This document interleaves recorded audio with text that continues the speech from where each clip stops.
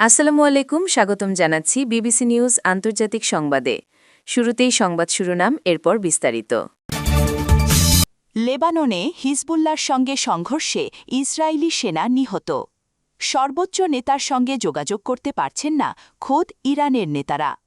ইরানকে পারমাণবিক অস্ত্র পেতে দেবে না ইসরায়েল, নেতানিয়াহু। চুক্তির পথে বাধা নেতানিয়াহু আইআরজিসি।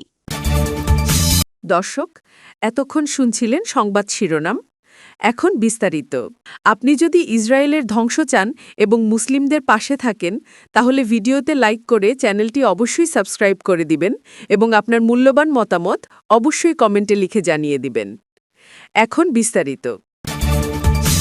লেবাননে হিজবুল্লাহর সঙ্গে সংঘর্ষে ইসরায়েলি সেনা নিহত। লেবাননের দক্ষিণ অঞ্চলে এক ইসরায়েলি সেনা নিহত হয়েছে। এর ফলে লেবাননের সশস্ত্র গোষ্ঠী হিজবুল্লাহর সঙ্গে চলমান সংঘাতে নিহত ইসরায়েলি সেনার সংখ্যা বেড়ে দাঁড়িয়েছে ২৩ জনে। ইসরায়েলি সেনাবাহিনী এক বিবৃতিতে এ তথ্য নিশ্চিত করেছে।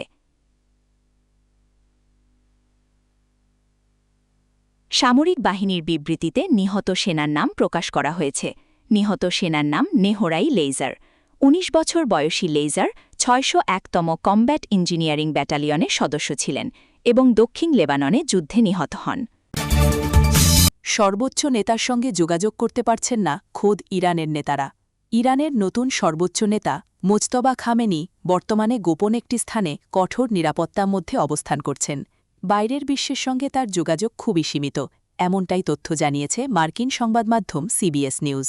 রোববার ২৪ মে প্রকাশিত এক প্রতিবেদনে মার্কিন গোয়েন্দা সূত্রের বরাত দিয়ে বলা হয়, ইরানের সর্বোচ্চ নেতার কাছে পৌঁছাতে জটিল বার্তাদাহক ব্যবস্থার উপর নির্ভর করতে হচ্ছে। ইরানকে পারমাণবিক অস্ত্র পেতে দেবে না ইসরায়েল, নেতানিয়াহু। ইসরায়েলের প্রধানমন্ত্রী বেনিয়ামিন নেতানিয়াহু জানিয়েছেন, যুক্তরাষ্ট্রের প্রেসিডেন্ট ডোনাল্ড ট্রাম্পের সঙ্গে তিনি একমত হয়েছেন। ইরানের সঙ্গে যে কোনো চূড়ান্ত চুক্তিতে দেশটির পারমাণবিক হুমকি সম্পূর্ণভাবে দূর করা হবে।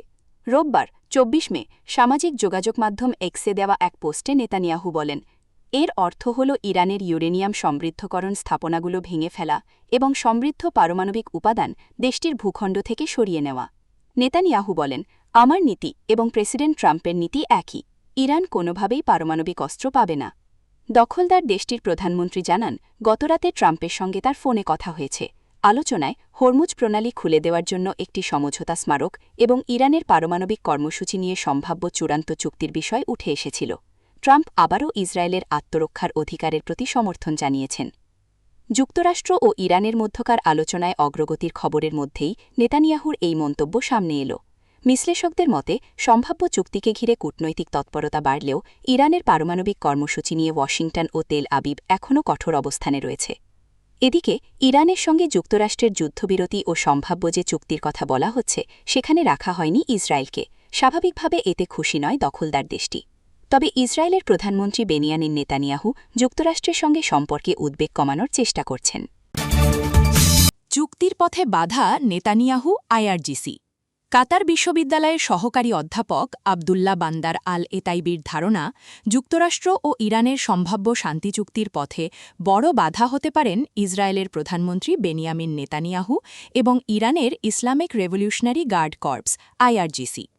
আল জাজিরাকে দেওয়া সাক্ষাৎকারে তিনি বলেন, প্রেসিডেন্ট ডোনাল্ড ট্রাম্প ও ইরানের মধ্যে সমঝোতার যে প্রচেষ্টা চলছে, তা নেতানিয়াহু ও আইআরজিসির মোটেও পছন্দ হচ্ছে না। তেমনি মধ্যস্থতাকারীরা দুই পক্ষকে কাছাকাছি আনার চেষ্টা করলেও এখনও বেশ কিছু বিষয় চুক্তির পথে বাধা হয়ে দাঁড়াতে পারে। আল এতাইবির মতে, চূড়ান্ত সমঝোতার আগে উভয় পক্ষই এমন একটি অবস্থান নিশ্চিত করতে চাইবে যাতে তাদেরকে বিজয়ী হিসেবে দেখা যায়। দুপক্ষেরই চিন্তা থাকবে চাপের মুখে সমঝোতা করেছে এমন ধারণা যাতে না তৈরি হয়।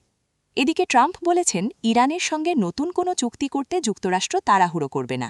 ট্রুথ সোশ্যালে দেওয়া এক পোস্টে তিনি বলেন, চুক্তি চূড়ান্ত প্রত্যায়িত সাফল্য না হওয়া পর্যন্ত ইরানের ওপর যুক্তরাষ্ট্রের নৌ অবরোধ পুরোপুরি বহাল থাকবে। ইরান আগের মতোই নিজের জায়গায় অনড়। তারা তাদের জাতীয় স্বার্থে ছাড় দেবে না, এমনকি জব্দকৃত অর্থ অবমুক্ত সহ নতুন কয়েকটি শর্তও জুড়ে দিয়েছে। তেহরান কড়া ভাষায় বলেছে, যদি এসব মানা হয় তবেই হবে চুক্তি।